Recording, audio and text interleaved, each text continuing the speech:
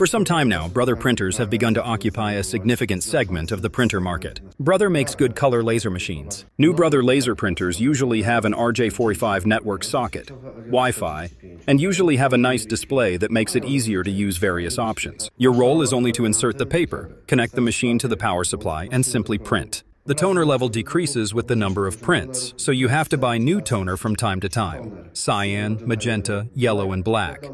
Of course, during the warranty period, you should buy originals, but later you look for alternative toners, which are substitutes of increasingly better quality. Usually, after 3 or 4 toner changes, something else wears out. And that mysterious component is the Fweiser unit, also known as the fusing unit. Fusing unit is a simple design. You have 2 solutions. First, you can buy a second new fusing unit and replace it yourself or in a service center. The second option is that you can regenerate such a fusing unit yourself, because you only need to replace the fusing roller and press roller. Today, I will show you how to replace these 2 elements to be ecological and save a small bag of money.